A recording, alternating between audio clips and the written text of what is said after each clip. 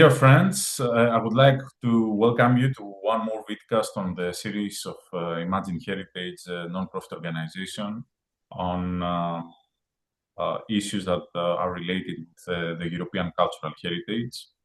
And today especially, I have the honor and the pleasure at the same time to invite you here and be together for discussing a passionate phenomenon for me.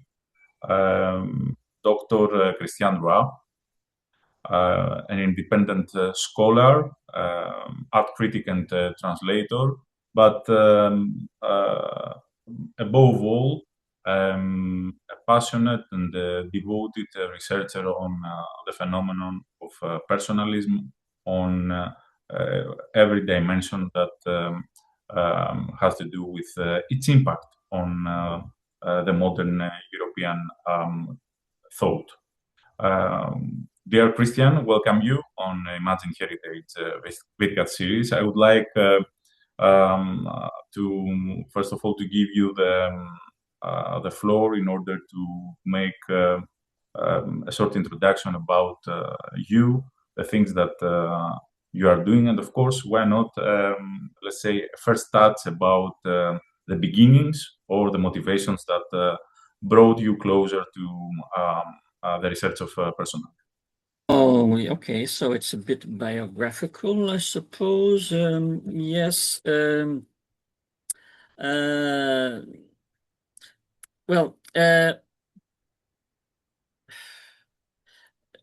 I don't know how much. I mean,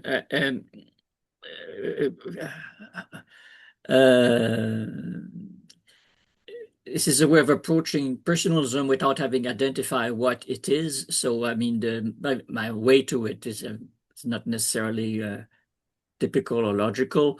What it is, what it is. Let's say, I guess, yeah. Personally, let's say, as a teenager, I was already deeply skeptical of modern assumptions of progress, etc., of rationality and all that. So with a kind of romantic, rebellious attitude, I suppose. So I was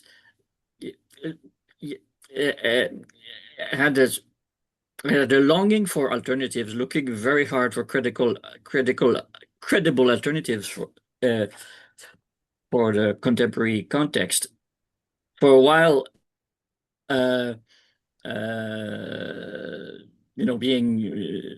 being drawn to foreign languages, I was somewhat steeped in the literature of the German movements of the conservative revolution in the interwar period, because it seemed to promise the kind of a combination of perennial values of human existence in a modern context, but perhaps too much. I think my discomfort with that was that it ended up in a kind of organicist justification of state and technique in a kind of reactionary modernism, that of course issues in things like fascism and communism. So that turned out to be unsatisfying. And that's when I in the course of my history studies, I stumbled upon the parallel development that I wasn't really aware of what's called the French in France, there was a movement that answered to some of the same issues called the nonconformism of the 1930s, with different branches. And I found that to be generally far richer than what was happening in Germany at the time, far more appropriate and a more adequate answer to the challenges of modernity. And among these, the most philosophically coherent aspect of that was the the philosophy of personalism, and mostly the form it took as an actual intellectual, political, social movement, which had, which in the reception and the awareness that of it in the literature on that period is mostly concentrated on the review Esprit of Emmanuel Mounier and associated with the kind of Christian progressivism. When I discovered that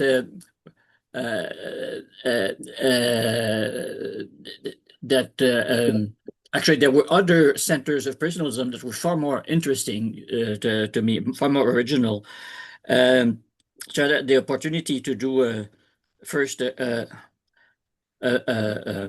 master's thesis and then my doctoral thesis on the Ordre Nouveau group, which was actually the first to articulate personalism as an independent revolutionary position beyond left and right, and which was sort of watered down, adapted for the purposes of a Catholic review, and that became sort of associated with that. But that's as obscure. This is something that's probably far richer and far more relevant to the challenges that have not actually changed in essence for 100 years. The encounter with technique, and the associated issues. So I did my thesis on that, I guess, and I sort of rewrote the history of personalism to show how it originated in that group, which is actually a source of the European Federalist movement, and that's how it's also remembered, because many of the actors of that group were also the founders of the European Federalist movement as a grassroots movement before it was taken over by the nation states as an intergovernmental sort of thing. But initially, personalism and federalism were sort of synonymous as a kind of revolutionary stance, and not just a federation of states, but basically to a kind of foundation of society on the basis of human scale groups and their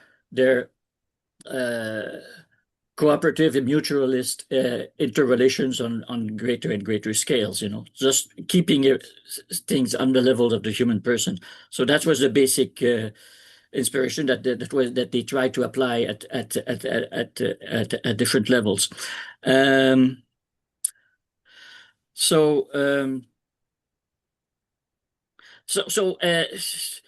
To return to the autobiographical aspect, it happened that this discovery of personalism took place for me in the midst of a conversion to Christian faith, actually in its Eastern Orthodox variety, which contributed to vaccinate me against the kind of crypto-fascists under the standings of perennial tradition to which I had been receptive for a few years in my late teens, early 20s. So given the recent popularity of these of such currents in later generations of discontented intellectuals, which is part of the mix of the new authoritarianisms, I find renewed relevance in personalism and even champion it as an antidote to such developments, and as a much more fruitful answer to some of the questions raised by anti-modern conservatism, at the same time as a possible way to make good on the promise of liberal democracy, as well as to fulfill progressive hopes for universal emancipation. So personalism as a way of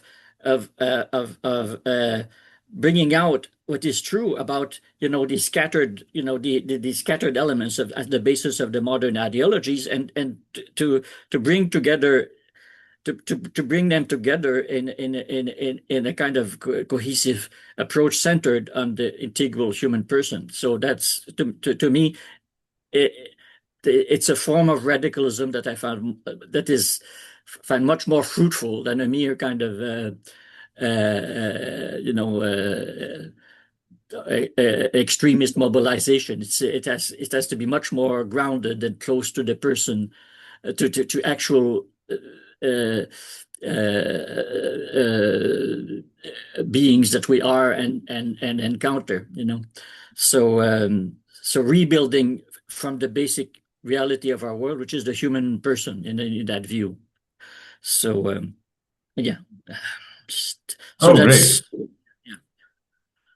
It's great, and it's a great, let's say, intro, because you have already mentioned important, let's say, milestones and names of this movement. But what I keep in order, let's say, to help people or an audience that maybe um, don't have an idea about the phenomenon, is that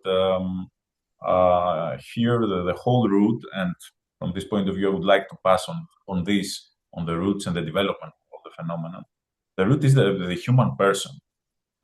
This movement is developed around the idea of the human person, the independence of the human person, or the philosophy of the human person, in contrast with ideologies or other, let's say, radical alternatives about the way that we dreaming the society, or the way that we are dreaming our civilization. So tell me, how do you explain that this particular phenomenon, let's say, blossomed in Europe? Why in Europe? Which were, you mentioned already the federalism, but I think that many things, maybe Christianism, okay, are absolutely, related. yeah. So, It's part of yes, it, yeah, yeah. I tried to sketch a genealogy, how yes. certain currents gradually converge on and eventually formulated the issue of the human person. Of course, it's in the Christian theological tradition that the concept of person was first developed, but essentially to describe, the workings of the divine Trinity. For centuries Mm. it was essentially that. It was a kind of almost technical terms to describe how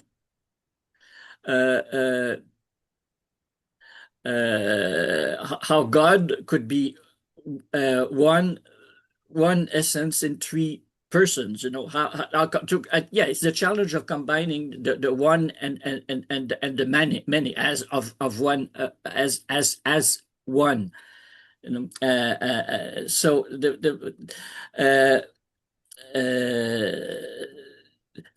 but it's to begin to be concretely to transfer that kind of thinking. Yeah, I guess there was a bit a kind with modernity. There's a certain eclipse of that kind of thinking, even about God by the time of the Enlightenment. But it seems, but it takes a kind of more human existential inflection at the turn of the 19th century. I guess the first use of the term personalism is by Friedrich Schleiermacher, a theologian in the pietistic tradition of Protestantism, which offered a kind of a defense of Christianity against his culture despisers. It's the title of one of his books, and he put forward the term of personalism to defend to specify the Christian form of faith against pantheism or rationalism, etc. So that was the first kernel from within theology. And then in the early 19th century, there began to be a kind of questioning of Enlightenment rationalist assumptions, from let's say from and a quest of, again, mostly in Christian circles, for a position beyond Enlightenment rationalism and romantic enthusiasm, both individual and collective, taking seriously feeling but not being absorbed in it. So there was a kind of climate of a critique of liberal individualism as well as counter-revolutionary organicism. And it's in that context that there's gradually a shift from theology to anthropology, where a contrast is made between individual and person. It's implicit in Slavophile concepts in Russia about sobornost or conciliarity, a way of being in common, both as church and in communal folk culture or voluntary associations, etc. It's part of the background to Dostoevsky's existentialism, but already with Kierkegaard, more in the perhaps in the again in a certain Protestant tradition. Kierkegaard had emphasized as the pioneer of existential thought an emphasis on the singular individual against the objective generality of reason as defended in Hegel's form of idealism. So that will be, Kierkegaard will be a touchstone for a lot of personalist currents. And then also on the Catholic side, there would be the emergence of the social doctrine of the Roman Catholic Church in the late 19th century as a response to industrial capitalism and state socialism,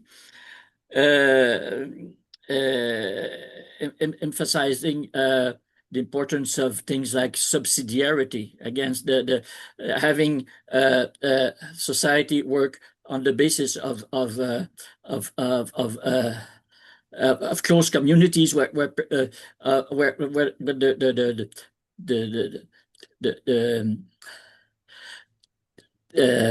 the singularity and relatedness of persons it can be experienced, and having society work to in order to not to lose touch with that reality. So in that setting, it starts with the family and further expanding groups, rather than starting from, say, the state or society in general. So the importance of groups based on proximity, that will be also an important source of personalism.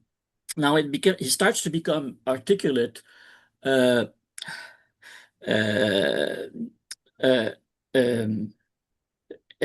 terms that lead to modern personalism,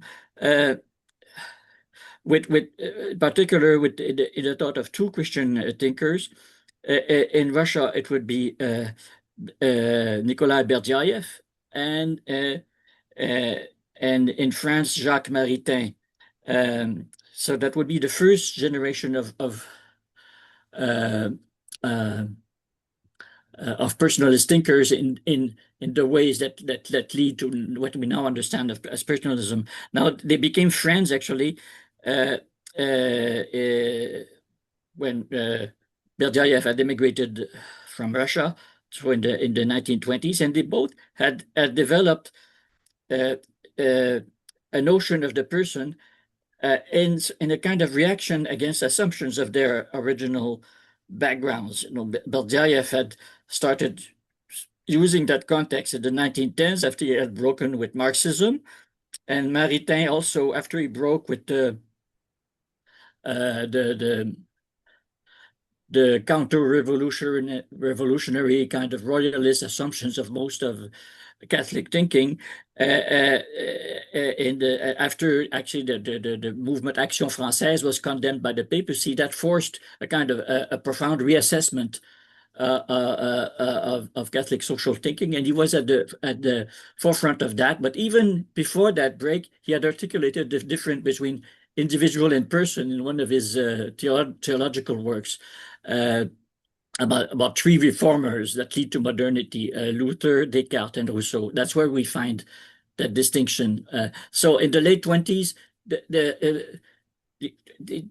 these philosophers have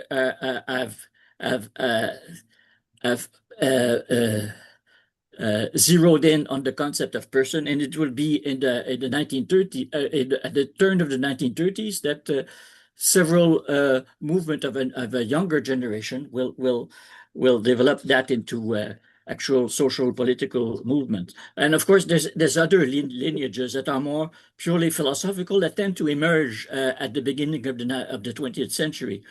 There was in France actually an idealist philosopher, Charles Renouvier, whose last work before he died was Le Personalisme, but it was, I mean, it was basically a kind of Kantianism. It didn't leave any legacy. But then there's other personalist systems that emerge sort of independently. You know, there's an American school of personalism that was centered at the Methodist Boston University. You know. Which was more of an academic thing, although it had real world legacies. You know, Martin Luther King is grounded in that tradition. So that would be another topic. I'm not very, I mean, I haven't worked a lot on that aspect, but in Europe, it's two important philosophers who explicitly labeled their systems personalism. There was the critical personalism of the psychologist William Stern, and the ethical personalism of Max Scheler in his Catholic period. So these are developments between 1900. All these philosophers that I've been talking about is developments from about from around 1905, 1908, you know, and early 1910s. So this is a kind of prehistory of personalism as a movement, and as a movement also Scheler, as well as to a lesser extent Stern, would be very important in the articulation of French personalism, which is of course what is mostly what has made really its mark into intellectual history, and which is the focus of my investigations. So it's been also these cultural transfers across Europe with roots in the Russian spiritual renaissance of the early 20th century, and the birth of phenomenology in Germany. You know, these are currents that directly feed into the formulation of a distinctively French personalism around in the late 1920s, early 1930s, and this is my specialty. This is what this is when I know where I somewhat know what I'm talking about. So just to give there's a broader context, but I think we're going to focus on the French or dimension. Yes. Thanks, Christian. It's fantastic your approach on this genealogy. Allow me, just to contribute or to give you, let's say, an idea for a broader, maybe extension of the whole research, because of my interest on the foundations of the civil society in the West. And many times, especially the last period that I'm working on materials that coming from Europe, I mean, from the medieval times, and the way that the societies were structured, I mean, inside this federal context, many federal things, and of course, the importance of the Catholicism, something that you can find even on the Anglican tradition. The Anglo-Catholics, for example, are very personalist-centered or personalist-oriented, and it's very interesting how this, let's say, tradition had a certain impact on the American pre-revolution, or during the American Revolution. I mean, Thomas Jefferson and other important thinkers that, for example, the American approach about the individual liberty and the liberty and all these, let's say, libertarian foundations of the American republicanism actually came from the Roman tradition, ancient Roman tradition about the rights of the person, the private law that is founded on the person, and on the other hand, from this Christian Anglo-Catholic current. So the personalist phenomenon, I think, for sure, is much more broader.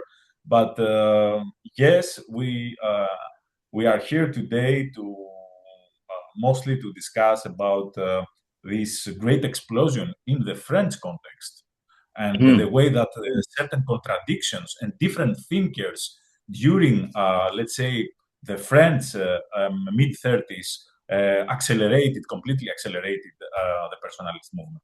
So share with us more about this. Let's say the French signature of personalism.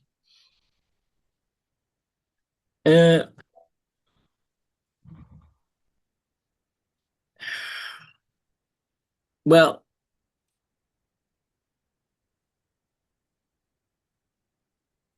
there's different ways of approaching this. Now, you had prepared a questionnaire for me, which where you asked me what distinguishes, well, the main personalist thinkers in France: Emmanuel Mounier, Alexander Marc, Dandieu, Charboneau, from other personalist thinkers. I mean, and of course, yeah, as in presentations of personalism over the in the 30s and 40s, protagonists like Maritain and Mounier are quick to say that what many of these movements have in common is mostly the term person, and they understand somewhat different and even contradictory things by that. Perhaps one core element is the distinction between individual and person. Actually, there's two sets of context. They will say in classic modern thinking, including the kind of liberalism that's enshrined in the American Constitution, that's parts of its assumptions are in law, etc. That's personalists are all very critical of what this Anglo-American tradition of what the Canadian political thinkers refer to as called possessive individualism. That you postulate an autonomous subject who can opt in and opt out of this and that, and can secure property as a negative freedom to do what he wills within the realm of what is his own, and then decides to have contractual relations with other individuals. And they say actually, human being is not actually like that, and it shouldn't be. A person is a relational reality, whereas the individual that we take for granted is actually an abstraction from our actual experience, because we're born in relations of dependency, of being profoundly shaped by an actual psychosomatic and cultural context, and we're embedded in this physical and social context, and yet we're not subsumed by it. There's something that sticks out and wants to venture out to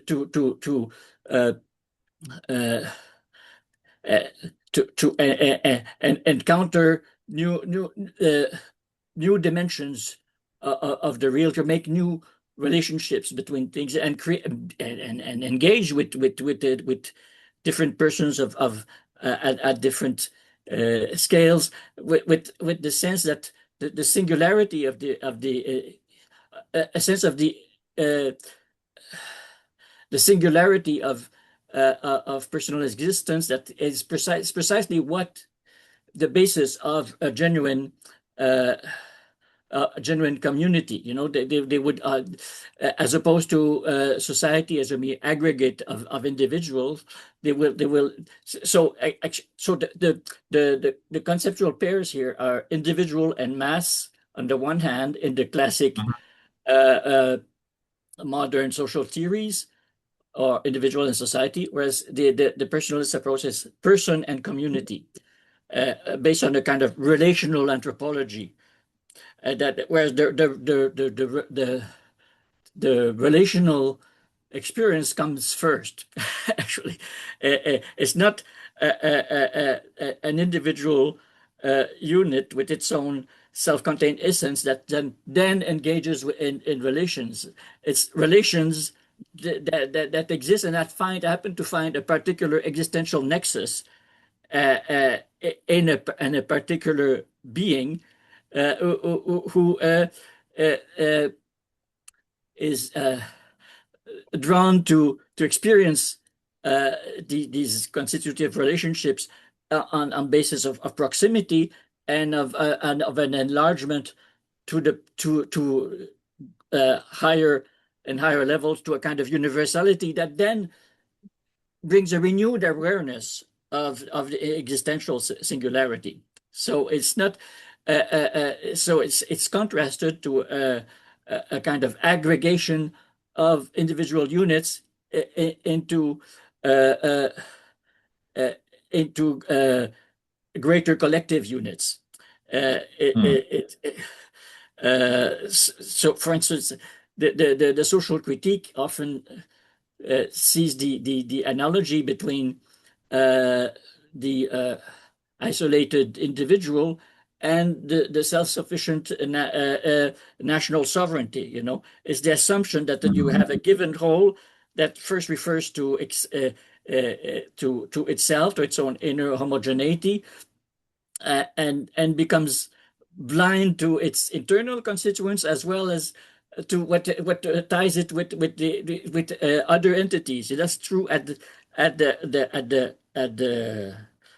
the collective levels between communities, as well as on the individual or rather personal scales, where we're porous and we're relational.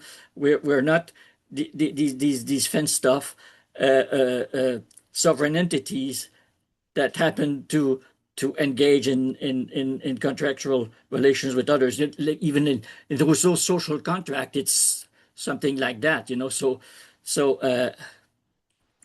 there's a kind of homology between the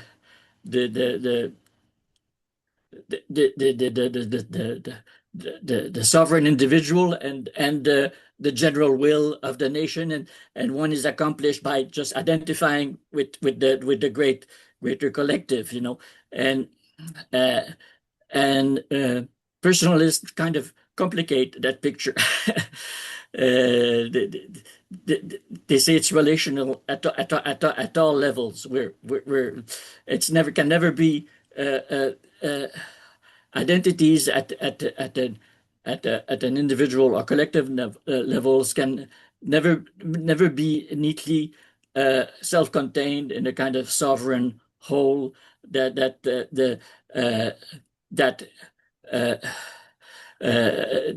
can that is self-contained, you know. So hence, therefore, the importance of doctrines under different names, doctrines like subsidiarity and of federalism, you know. So for instance, the personalists will often be pioneers of things like Franco-German reconciliation. That's actually, it's from that very context, a movement from Franco-German reconciliation, 1930, that the Ordre Nouveau group that I specialized in, you know, was first conceived. You know, the attempt to think outside of national boxes, to think of a Europe of peoples, but more importantly of persons in all kinds of relational uh, structures that are not neatly contained by abstract conventional borders. These are needlessly imposed by the modern impulse to simplify or homogenize. So there's the attempt to both to connect with something more primal, anthropological, even in lived communities, as well as live on the scale of the incipient, globalization that modern technique generates. Not to pretend that the collective that the nation consolidates is somehow natural, that can be something natural that can be invested, with the sentimentality of fatherland, etc., when it's basically an industrial conglomerate, and an instance in and a kind of institutional centralization that absorbs and replaces more grounded or more voluntary civic bonds. So these are teams that run through the various schools of French personalism to various degrees, and not always so consistently. But yeah, this is a recognizable cluster of themes and critical approaches that it is possible to identify with personalism as a movement. And then, of course, we can enter into the details, of which. Of course, and you are very right on your distinction about this third way of personalism. I mean, beyond the classical liberal individualism, and of course, on the other hand, the collectivist massification of yes, of both left and right. Yeah. So yes, it's of funny. course. We say third way as if it's. I mean, what is the binary But here? It's it's interesting it's that beyond, it's in out of the that book. context, I mean, it's not a coincidence that it's in that context that the concept of totalitarianism was developed as something that covers both uh, both extreme forms of state centralization, the fascist and the communist. So the third way is between that, the total collective, and the kind of capitalist libertarian so-called free market atomism. Both are completely unsuited to what the human person actually is. Not a contractual negotiator of self-interest, and not a unit in a state machine. It's something else is more should be found out or rediscovered or updated that consciously corresponds to the truth of the human person that was perhaps too implicit and taken for granted in much of history, subsumed by all kinds of other social dynamics. But now, because the dehumanizing dimensions of modern experience compel us to zero in on what makes us human, basically our personhood, that we have to consciously devise and promote an alternate set of institutions that can respond to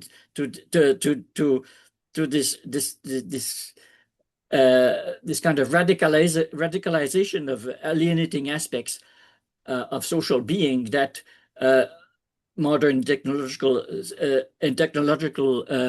conditions push to the limit, or beyond limits.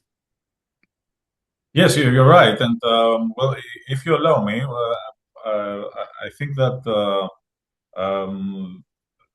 it's very important that during the mid-30s, the personalist movement came to actually to contribute a response after the the whole super rationalistic, let's say, 19th century, or the last part of the 19th century, which, on the other hand, had as an enemy the Nietzschean, let's say, narrative. And we have the personalist movement during the mid-30s that was trying, at least, to bring something different, and at the same time without restricted on, let's say, on the traditional personalist experience of the European civil societies, because what the Anglo-Saxons call the ancient liberties, and they mean the institutions that actually they used to run from the 9th century, after the birth of the Christ, until until the modernity. It's something that completely modified because of the mass democratic system, because of the industrial revolution, and because of the commercial and, of course, the consuming society after the Second World War. But Yes.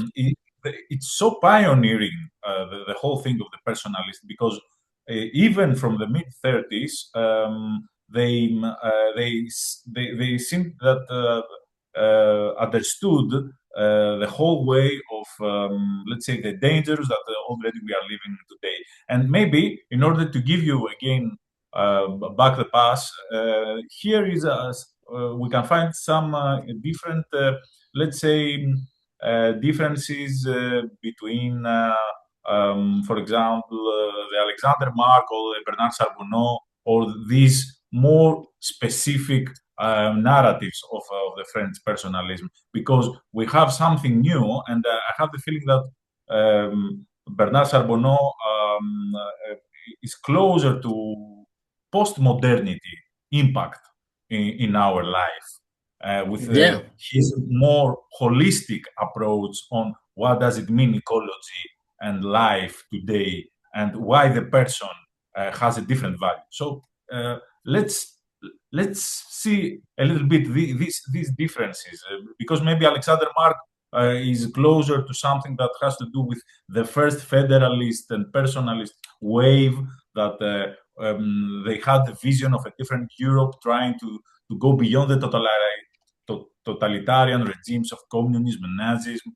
But I think that Charbonneau get deeper and more holistically to the meaning of the whole movement. Yeah, that is also my feeling. But I see a kind of even there in these relatively little known thinkers, there's even there an unknown genealogy to another pioneer that is never really mentioned in that context, which is Arnaud Dandieu, who developed his own, who tragically died at age 35 in 1933. I mean, it was an amazingly original and far-ranging thinker, and it's sort of truly a tragedy of modern intellectual history that he died so young. I'm perhaps the only person to have seen all of his writings, and it could rewrite the intellectual landscape, and if it had found.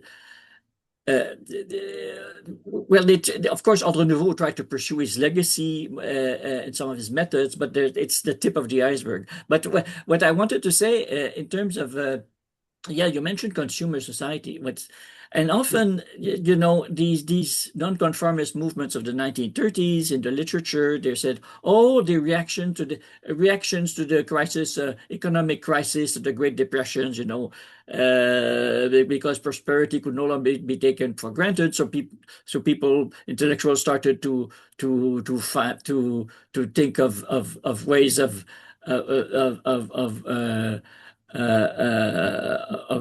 radical transformation of civilization, whereas if prosperity had gone on as it would proceed after the war, then these existential issues aren't really a problem. General prosperity and the welfare state will take care of all that. That was long the assumption. Whereas Arnaud Dandieu, he started critiquing consumer society in the mid-1920s. He said prosperity is the problem. Yeah. How our desires are industrialized and commodified, and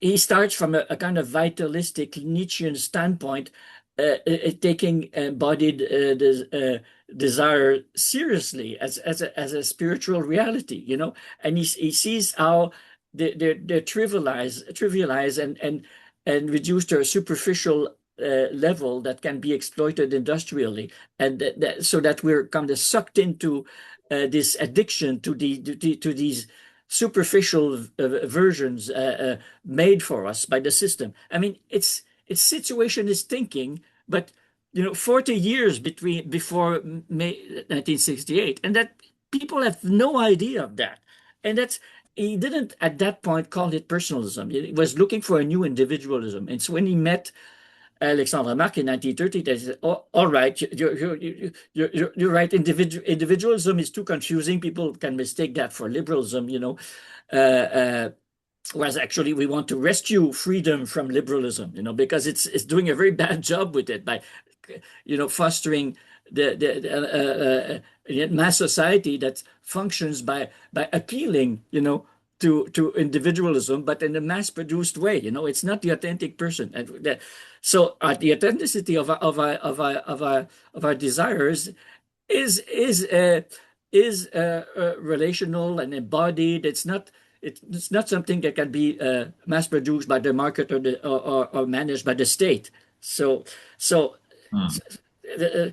But I find that some of these insights about mass society are better perpetuated by the Gascon school of personalism, the Bordeaux school of personalism, that is in between the two main Paris-based branches, Esprit and Ordre Nouveau.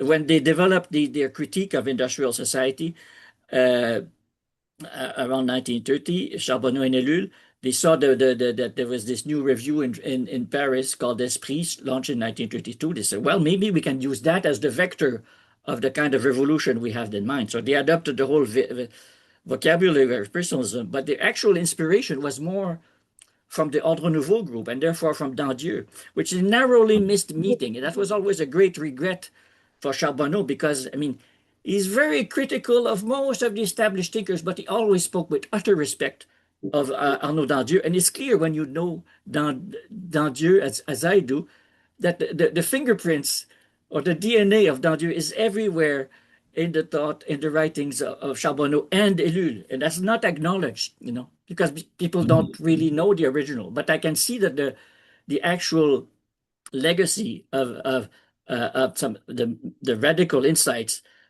of Charboneau and Ellul, many of the institutional proposals that they would have around federalism and basic income and civilian service, it's taken straight from Ordre Nouveau, and specifically from Arnaud Dandieu, who had a very similar sensibility and emphasis on the aspect of tension and conflict and embodiment that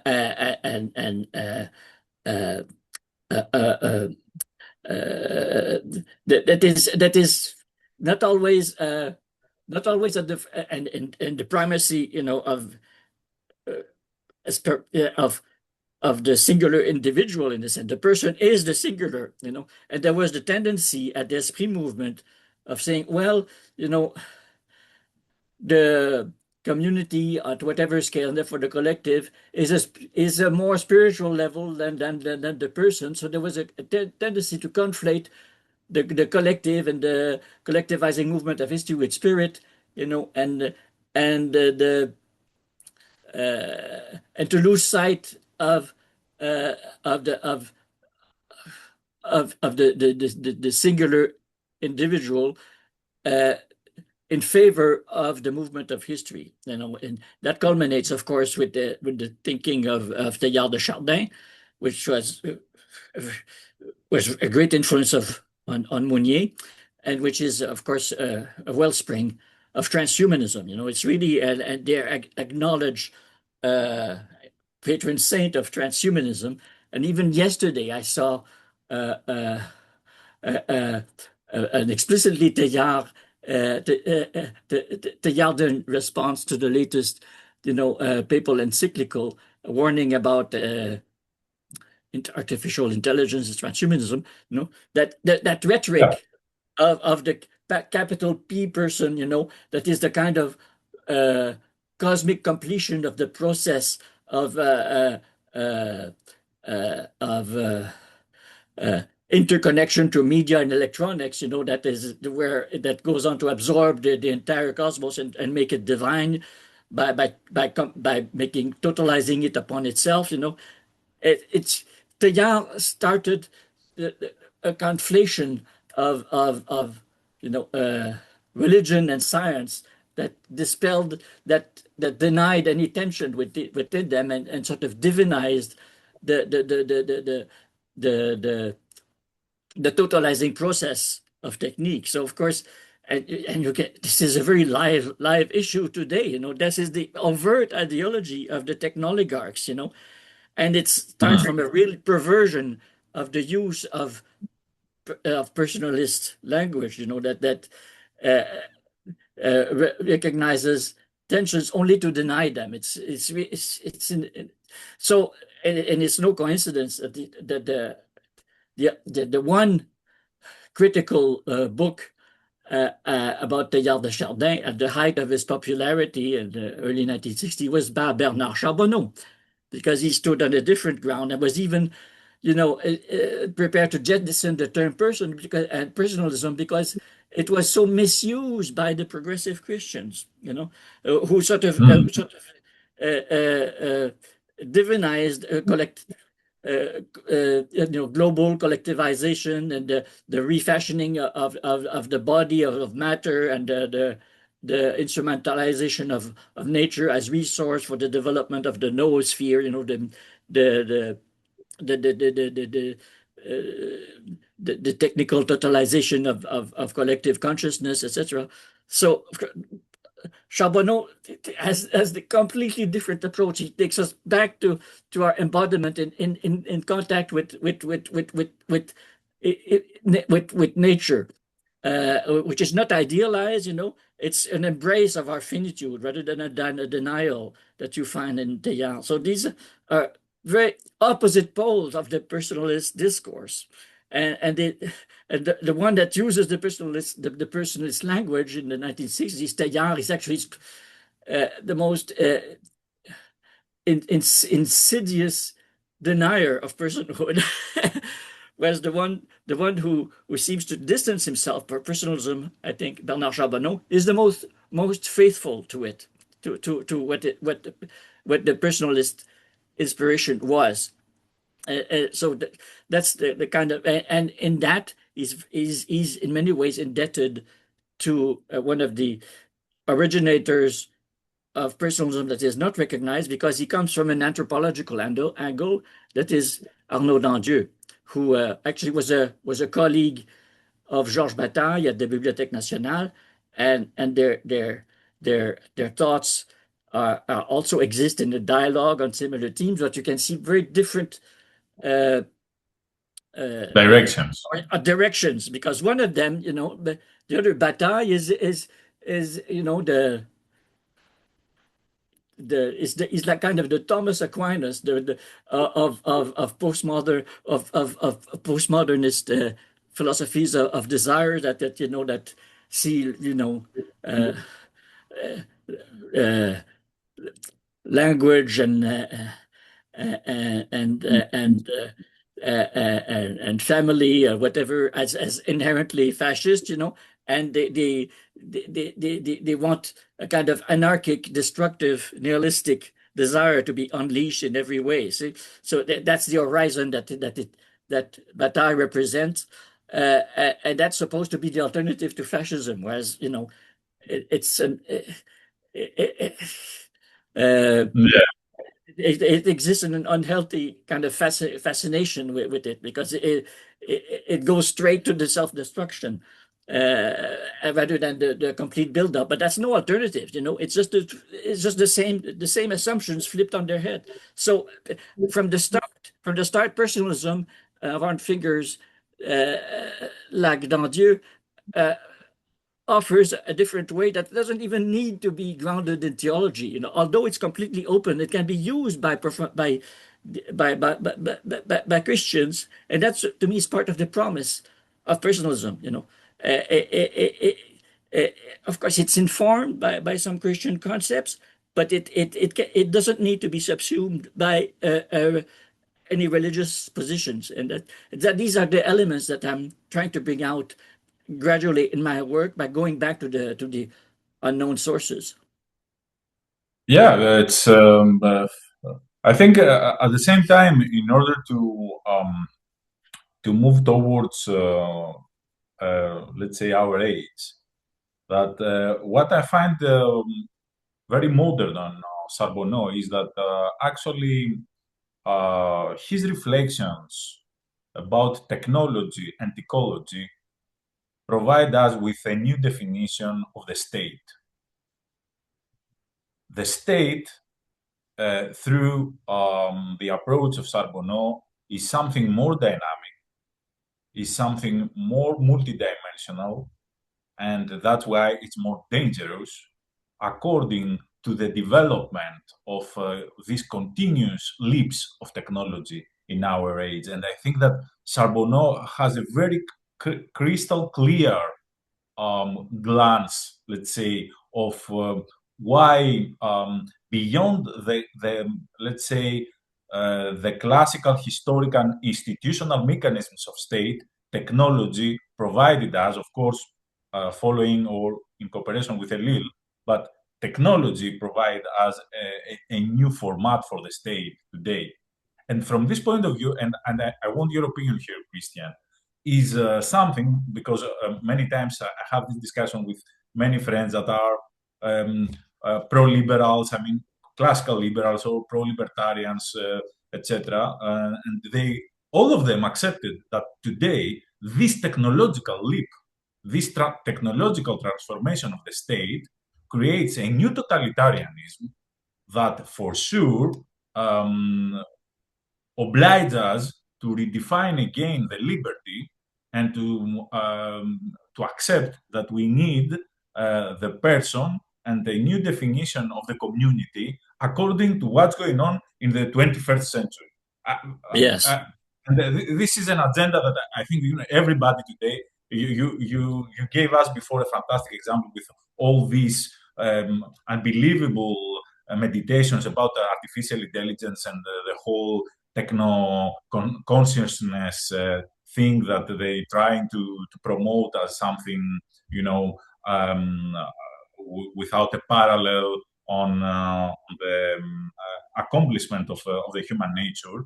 But even today, just because of this uncontrollable nature of technological dimension of the state, people that coming from different, let's say, political, ideological, philosophical views have a strong concern that our liberty definition is under danger, even according to our different approaches. But today, the liberty of the human person is under danger. We have to do something in order to redefine, let's say, this enemy mechanization of the state and, of course, its technological expression. So I think that Charbonneau is, per definition, someone that made a great introduction on this.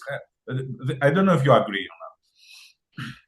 Oh, absolutely, and that's I guess why historically we're having this conversation, because this moment brings us to the first realization of the phenomenon of technique, which occurred precisely in 1930s France and Germany to another extent with mixed results.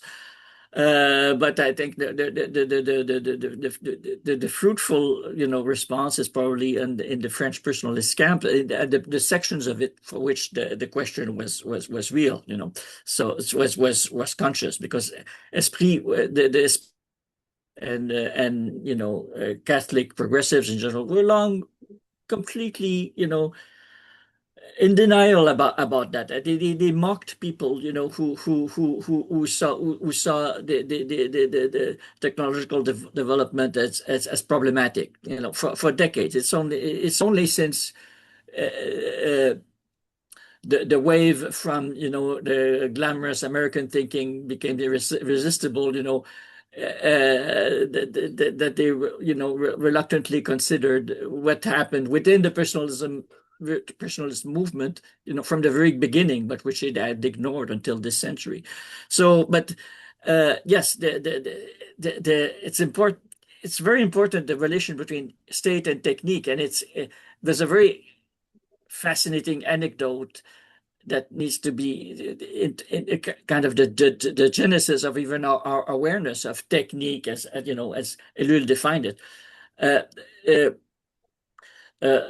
So Ellul's book La technique ou l'enjeu du siècle, which was appeared in 1954, translated in English 1960, 1964, but actually it was conceived together with Bernard Charboneau's book L'État, on the state, in the context of the grassroots personalist movement of the Southwest. When they tried to revive it after the war, it again took the form of reflection camps among nature, where members, especially of course Charbonneau and Ellul, would make presentations, and they came. They started to reconcile themselves with the idea of communicating the reflection through books. The 15 years of thinking through these issues to get together among the two of them, but also with their friends, and comrades, which they gathered. So there was a kind of division of labor that was made in terms of who writes what book. Ellul has often said that he owed the idea of technique as the chief phenomenon of modern society, rather than this or that economic dynamics, because he started out intellectually as a Marxist. It's Charbonneau who made him see that technique was a more significant factor in modern society, and yet.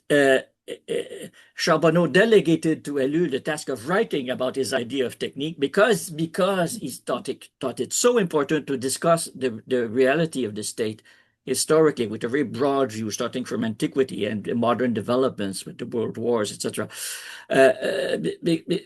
Because he thought it's our naivety and blind trust or reliance on the state, which goes unquestioned, that often prevents the politically minded from addressing technique, which of course finds one of its main vectors in the dynamics of the state. One of the earliest forms of what would become technique for Charbonneau is the Roman army. The efficiency of Roman institutions is already technical. To have rows of soldiers arranged in resilient orthogonal patterns that can roll over the less disciplined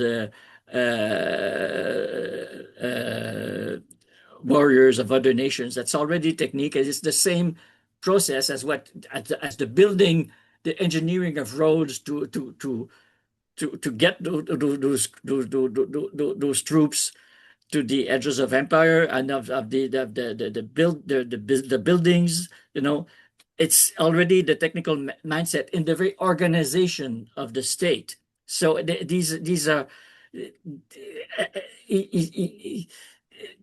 so for him, the state and technique, and of course for both of them, money, it's a kind of triad of powers or structures, or as Ellul would put it, principalities, that are actually the great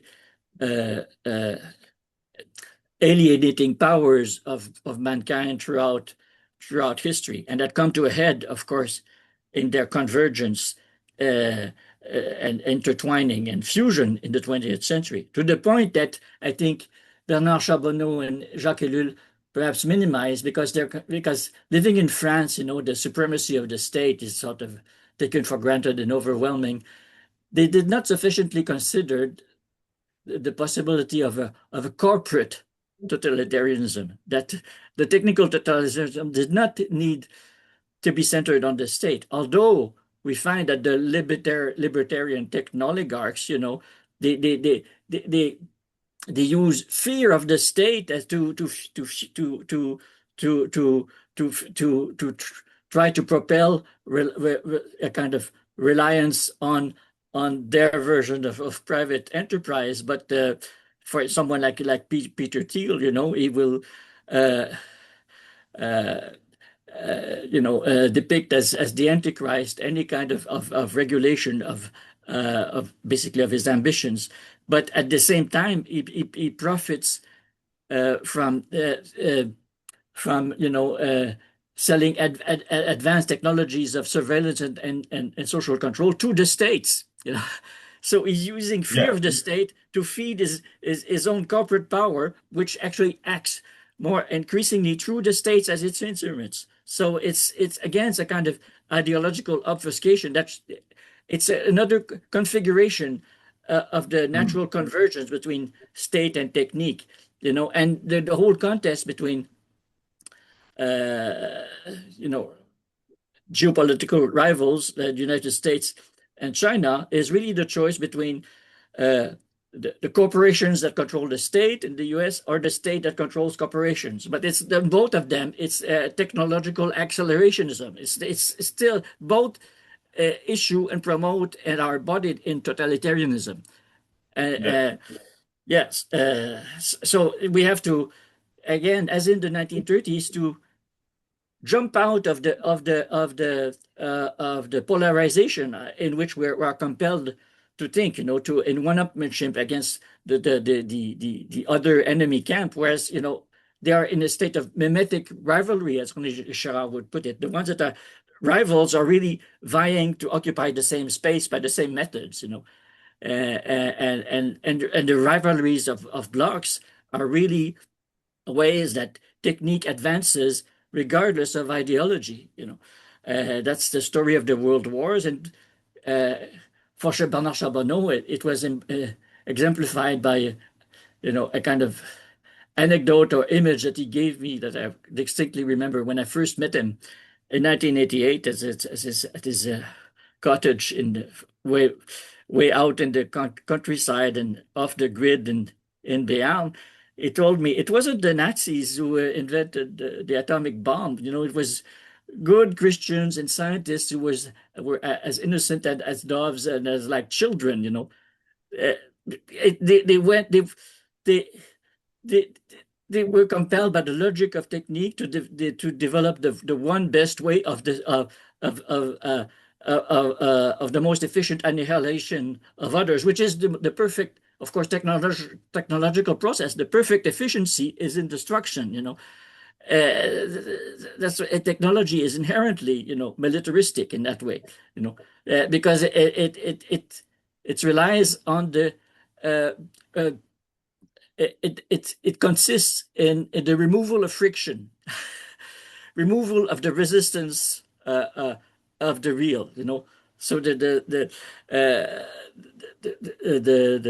consistence of matter and space and time to have so that they don't count and are bypassed. And of course, the epitome of that is to annihilate whatever is whatever is the object, and in societies, it means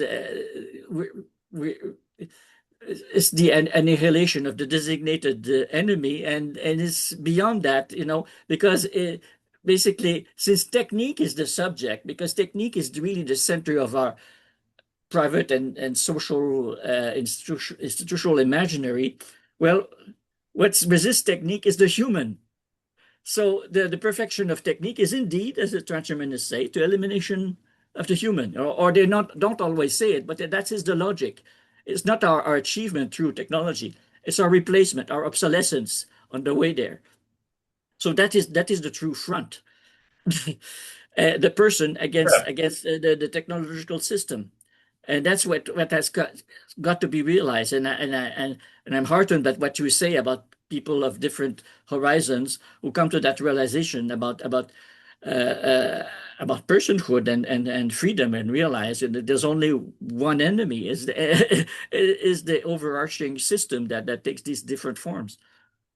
Yes, I think, in order to go towards, let's say, a useful conclusion, I have in my mind the efforts of Charbonneau, first of all, to create something like disinformation circles, okay? Yeah. Disengagement groups from the media, bombardment, something very, very contemporary, especially today with all this fake media industry, so much Mm. connected with artificial intelligence. And on the other hand, this, let's say, need for a pragmatism in order to confront this, let's say, monstrous development. I mean that, Christian, we need to discuss again for the personalism through the prospect of a federalism for our century. We need to find a way to give our responses on the economical level. How today we will be on how can I say, on the position to preserve ourselves, to protect the survival, and of course to keep the dignity of the personhood, but to have also those means in order to not be dependent on this big technological and state and beyond borders state and technoligarchy apparatus.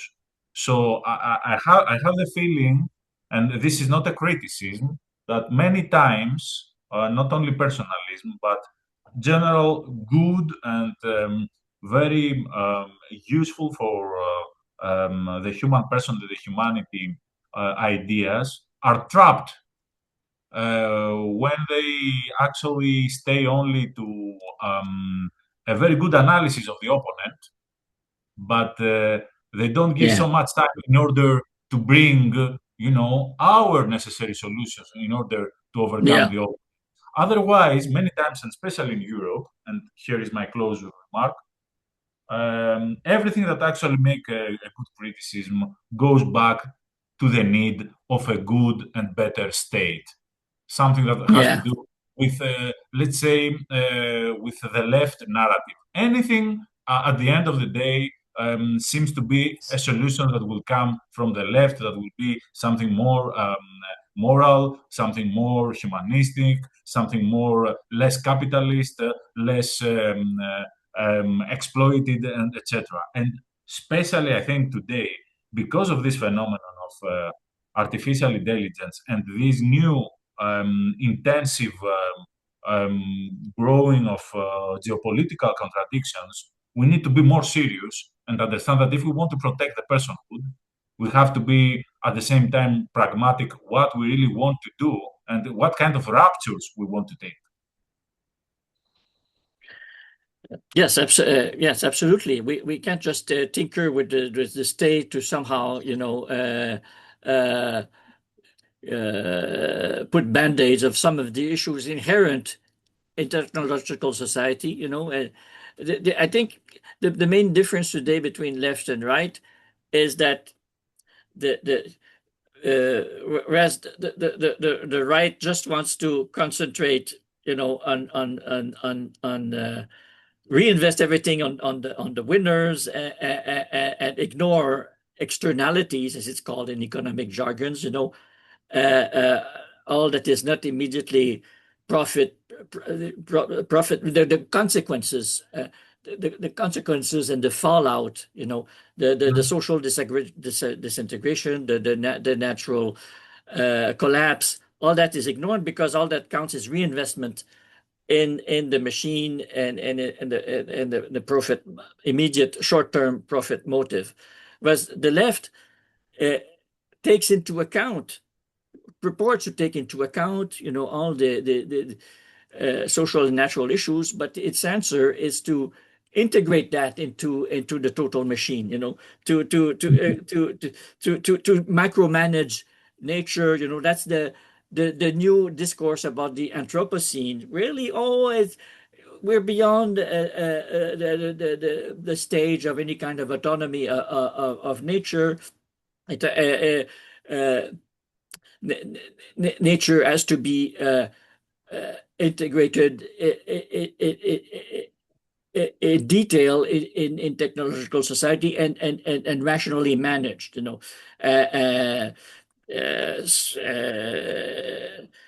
So we can all even socially lease, or we don't need to own anything. The state provides services, but it controls externalities. It can manipulate climate. It can ensure everyone has the right attitudes so it's a base.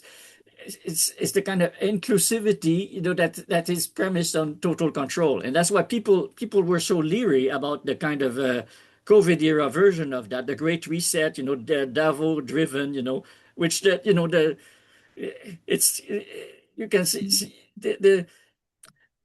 that passes for in some quarters for the progressive danger, and it's so whereas it's really different clans of techno-capitalist overlords. Some who want to ignore the problems and just forge ahead, and the others who want to integrate everything into the machine, but have a total management. So and we can't, just have a kind of blind nihilism of outright anarchistic rejection of all institutional organization either, which is, that can also be a kind of rebellious leftist temptation. Charboneau wrote a whole critique of the failure revolutions and their failure, which would end up in either in reformism or a kind of irresponsible, destructive rebellion. A true revolution, actually, it seems pathetic to say, but it starts at the grassroots level, like he tried to do. Of course, historically, it's a failure, but if anything can save the person, it's the rebuilding of the social fabric on a very, very, very small scale. One person after the other, one community after the other, and perhaps in a kind of distributed way that technology enables, but with the view that, that it may come about either through technological collapse or by a voluntary withdrawal, that these communities of consciously associated person connected with the local surroundings, yet interconnected at greater scales, if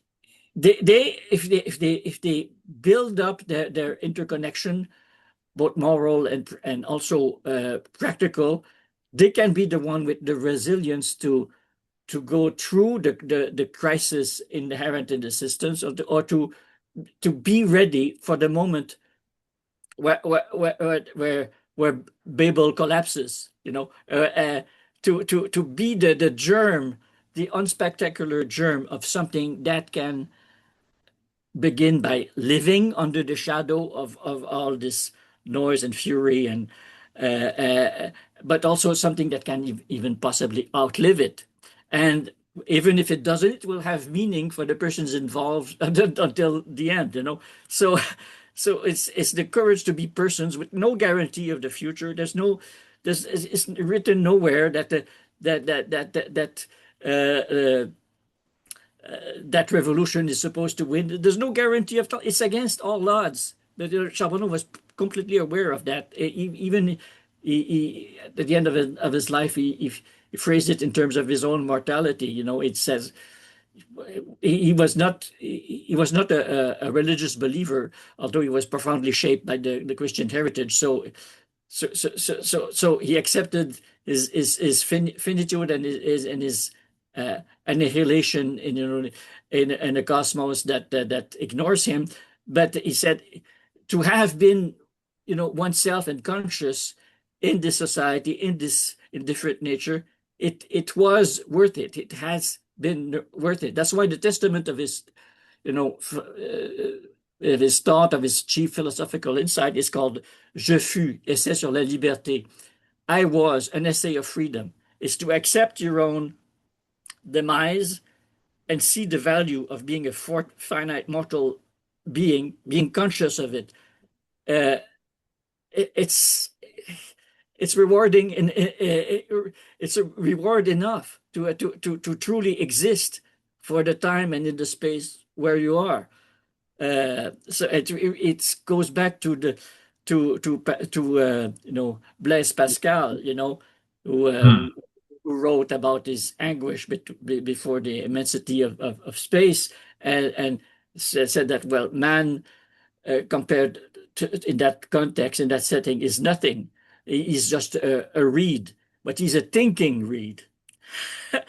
There's no subjectivity or self-awareness anywhere in nature. We sort of romanticize the natural realm, but I mean, there's no sense of beauty, or of concern for the whole in nature and Gaia, etc. I mean, all other beings, they live in their own world. They go from one survival issue to another. It's only us human persons who are cursed and blessed by this awareness of our finitude that causes us to wonder at that there is even something at all, and it has these beautiful structures that no other creatures and is interested in all of that beyond the own utility of their immediate survivals. And it takes a human to appreciate the colors of insects and flowers that are coordinated with each other. It's purely functional, like neon on a city street. It's purely utilitarian in that purely biological level, and yet there's another level of wonder that makes a whole difference for humans. It's just inhabiting that without trying to compensate that by social ambition, living through social constructs, projections of ourself, to other collective or entities or abstract ideas. Finally, this finitude and our awareness of it is actually is a strength. Awareness of our weakness is a strength. It is what gives human life meaning, and not the dream of power, of totalization. That's where the Ellul's ethic of non-power comes into play. Non-power is the true source of authority in his Christian framework, and it's not powerlessness. It's the source of resilience, and that's, for me, is a key word, because one social movement that I've argued that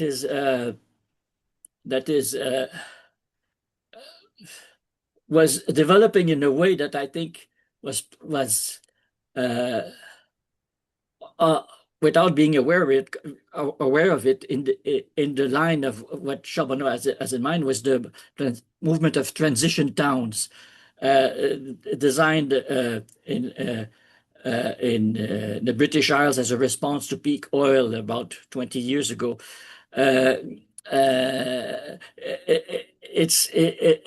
It's about building community ties in a geographically limited, a local area, trying to seek out the ways where the social human relations can take place, but also find an economic expression, develop ties with local producers that are not dependent on the far-flung planetary networks for food productions, for instance, and community building, which can sometimes take the place, actually become the norm in certain towns and villages and neighborhoods. But it starts with with very small groups and networks of people who have that vision of the of thinking globally and acting locally. That's also a phrase that goes back to Jacques Ellul, apparently. But that's the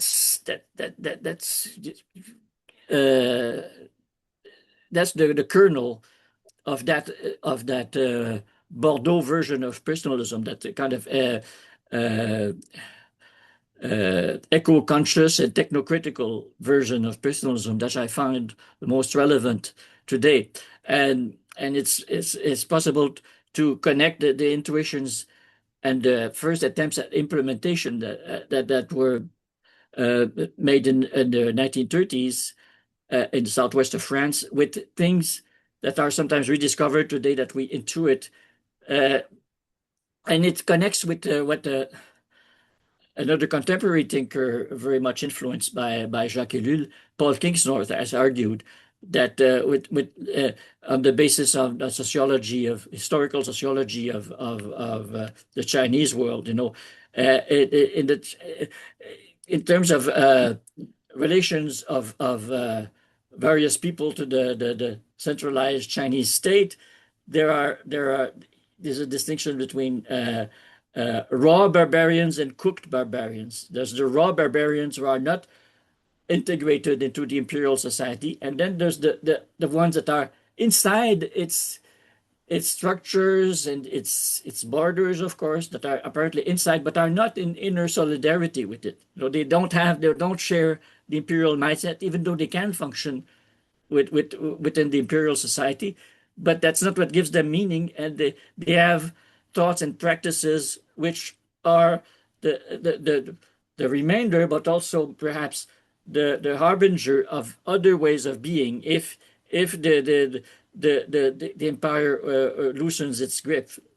See, so it's important to be cooked barbarians that exist below the radar of much of the time of public politics. In discrete associations of people to think together and try to live out a certain vision. Yes, it's very interesting, this way of disengagement at the same time that you are inside of let's say a given visibility, but actually you are invisible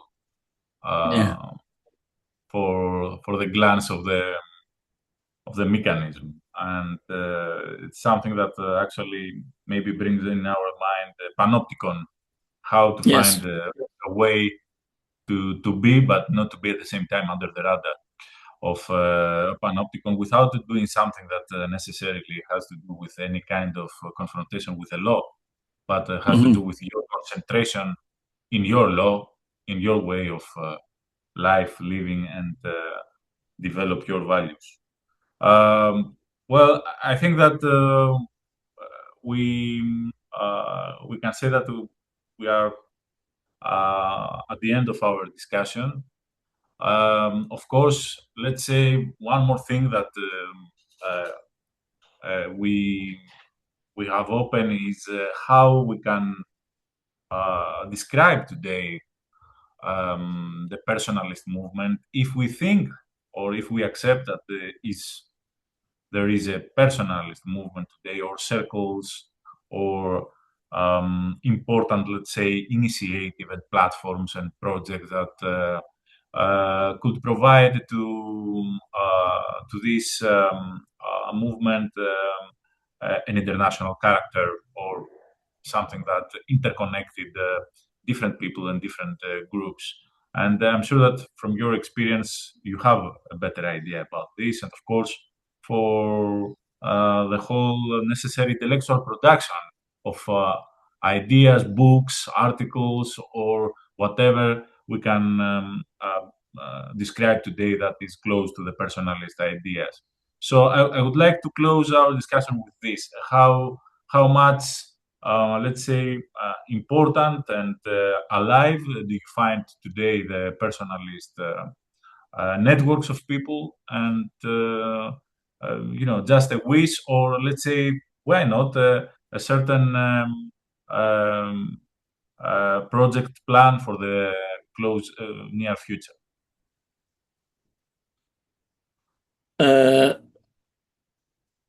Well, for all my talking about, grassroots networking, etc., I don't do much of it myself, but I understand that you're more active in that respect. I, I have paid some of my dues in local activism in an urban setting, and I live in a housing cooperative, etc. But I think my main contribution, given my talents and my age, perhaps, is that I try to salvage the memory of that reflection, which remains so unknown, to make it available in English so that it can be shared universally and can inspire new movements. So that is my personal priority. And actually, I've just activated a Substack. Well, I first started with first I backtracked a little some of my editorial efforts.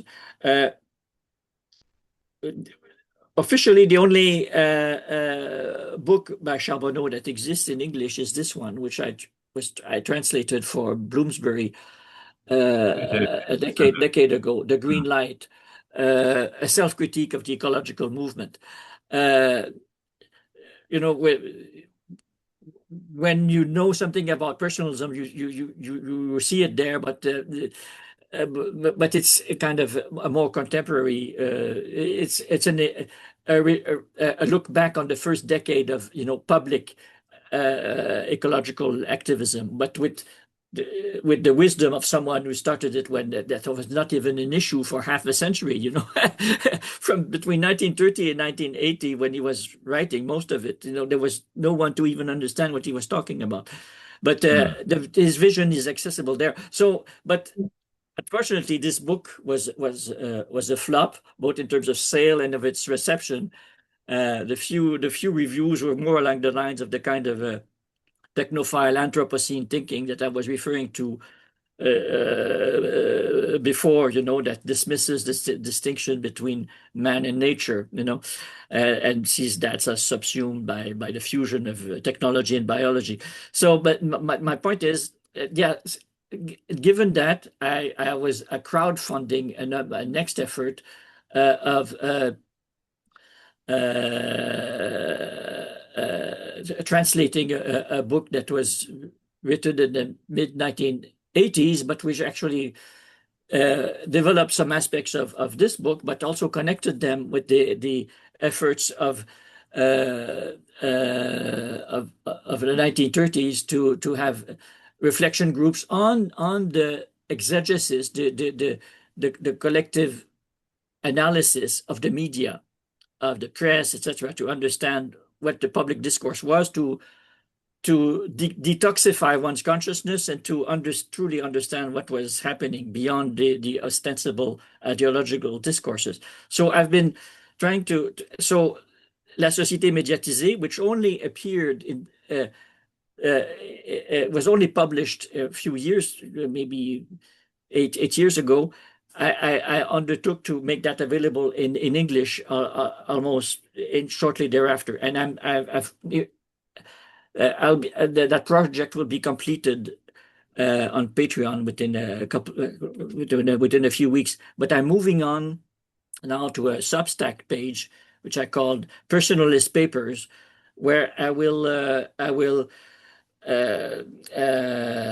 translate my early writings that describe the whole backstory of personalism, centered on its Bordeaux version, technocritical version, but also the neglected contribution of Arnaud Dandieu. So it's those aspects of personalism that deal directly with the issues of the environment and technology. So that would be that's my next project, and people can start following me there at Personalist Papers. I will no doubt put this interview there, as one of the early contributions. But soon there will be kind of original productions, translations of some of the text where I lay out in detail, almost day by day, the whole history of that unknown movement that dealt with the issues of today 100 years ago. Oh, it's great. And well, what I have to say with you from my short experience through civil society engagement, there are many people that are in the volunteering sector, what we call the independent sector, contribute on different parts of society, create small communities, and preserve different values. Even people from foundations that in the beginning you have a first impression that they are more, let's say, close to, how can I say, very VIP version of environmentalism. They have already accomplished fantastic projects that connected, protected communities and boost forwarding the values of persons and community at the same time, without, of course, having a certain idea of consciousness about the personalism. And what I really want, let's say, to contribute or to support is to attract more young people, especially to the ideas of the phenomenon and to what you call as a memory. I call it heritage of Yes. the personalist movement. So I would like to close with a suggestion and an invitation at the same time. Why not the next December or whatever it would be for you the best option to be back in Europe, to do something. Why not in the mountains of Greece? A big campus with people from all around Europe that are interested about personalism, and to have 4 or 5 days to speak, to exchange ideas. Why not to have a documentary or something like that? To walking, hiking together. I have very good friends on certain campus on the mountains of Epirus, on the western part of Greece, and we can make something fantastic. And why not to open these ideas to more young people from all around the world. So with that invitation, I would like to thank you, dear Christian. It's an honor for me, and I would like to repeat it again because your works, without even knowing you, was for me the trigger and the real motivation to go deeper, not only to this phenomenon, but at the same time to reflect with myself and with, let's say, with the essence of my personal activities. So thanks again. Well, thank you very much for giving me this platform and this opportunity to interact with a like-minded, passionate person from a new generation. And see, we're connected, different generations, all the way back to the young Bernard Charboneau et Lelul, who hashed out these ideas while walking on the wharfs and the piers of Bordeaux Harbor, in 1930. So we're part of that lineage, that heritage, as you say, and let's carry that flame. Thanks. Dear friends of Imagine Heritage, I would like to thank you, and of course, this issue will be continued.